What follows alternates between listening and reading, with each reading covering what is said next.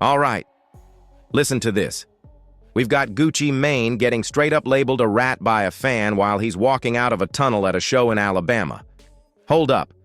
This whole narrative feels off because, let's be real, there isn't enough solid proof floating around right now to justify that kind of stamp. Yeah, his name popped up in some paperwork tied to jewelry being taken and all that.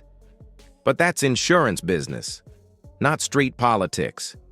And most people screaming online, they don't even understand how insurance claims actually work. Okay? Real talk, they've never had anything insured in their life, let alone filed a claim. So of course they're confused on how that process even plays out. But I get both sides of it. I understand the so-called street code. And yeah, Gucci Mane is supposed to just eat that loss and stay quiet. But come on. That mindset gets old real fast. Like seriously old. And let's not forget, if we're being honest, Pooh Shiesty wouldn't have even taken off musically if Gucci Mane didn't put serious money behind him. That's just facts. So imagine helping someone eat, helping them touch millions, right? And not just that. You open doors for future millions too. Then instead of handling business directly, they go the legal route and start moving through lawyers. I can see why things unfolded the way they did with Gucci, no lie. But think about this. If there's an off-duty cop in the room while you're committing a robbery, yeah, you're going to jail, period. That's the reality. And I get it. Situations vary, like with Jeezy and his wife. But even he was pointing fingers saying she did this, she did that. It's like people are grown now. If Jeezy got robbed today, best believe he's filing a police report. Who else y'all consider super street? Plies took the stand, and nobody really labels him a rat like that. T.I. testified too, and y'all still let him move around freely without this level of backlash. Sure, he gets called a rat sometimes, but not like this. This time, the entire internet is locked in on Gucci. And T.I. literally did a Crime Stoppers commercial back in the day. So what are we even doing here? Let's be real for a second.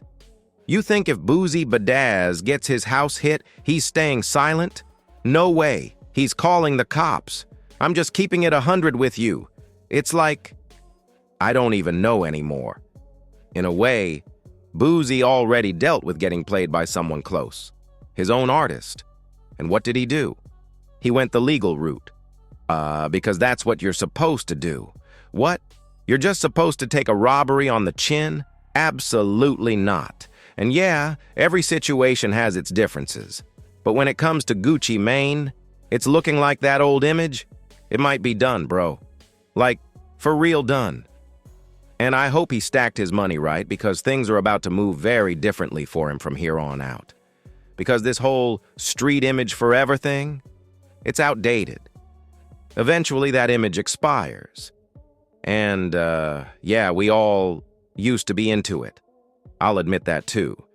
But as you grow, you start realizing a lot of that stuff was actually kind of pointless. You can't win playing both sides forever, and oh yeah, hold up. YFN Lucci is catching heat again. He's barely been out of jail for like a year and a half, and people are already on him. It takes time to bounce back.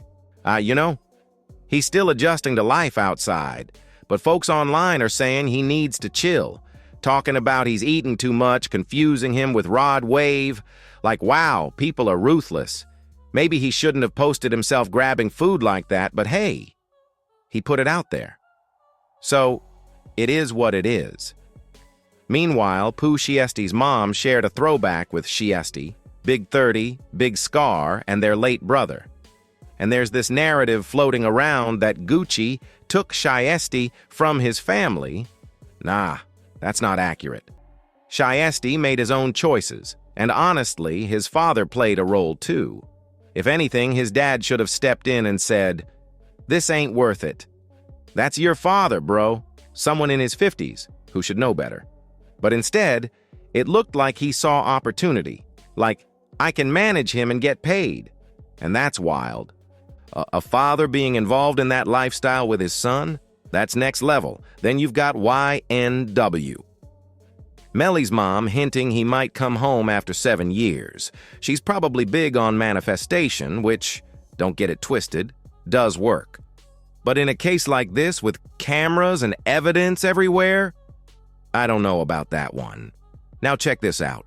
The feds got involved in Offset's situation because the casino in Florida sits on federal land. That explains a lot. I was wondering why it escalated to that level. I even thought Lil TJ was completely done. And honestly, he still might be. Because how do you rack up that many gun-related cases and barely do time? That's crazy. Either he's insanely lucky or there's something deeper going on. Because that just doesn't add up. Meanwhile, Offset is out here buying Maybachs while allegedly owing casinos hundreds of thousands. And if anything, this situation is exposing a different side of him. He went from being the villain to looking like the victim. Same pattern we're seeing with Gucci Mane, too. And that's surprising, because Gucci always felt consistent. Then there's this wild moment.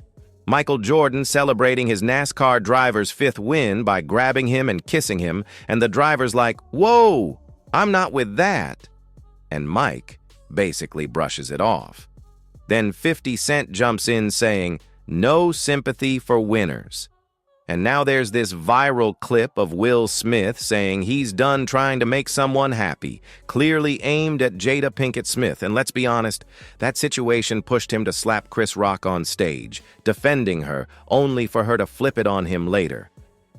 You can't script that. Then there's talk about Kendrick Lamar fans allegedly spreading fake screenshots, claiming Drake paid media outlets for promo.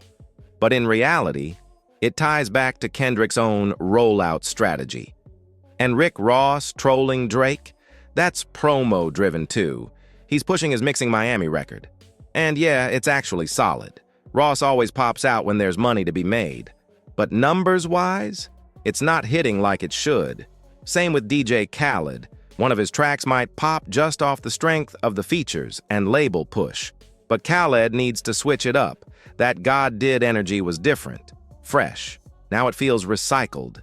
These new tracks with Future and Lil Baby, they sound like filler, not hits. Khaled should tap back into that 2007 to 2009 vibe, remake something classic. That's the cheat code right now. But he can't pull from Sean Diddy Combs' catalog anymore, especially after everything that happened. And it's wild because a lot of people benefited from Diddy clearing records for them, yet didn't stand by him publicly. And let's be real, they knew what was going on behind the scenes. But once it hit the public, everybody acted shocked. Anyway, that's the rundown. Make sure you tap in, stay locked, and I'll catch you on the next one.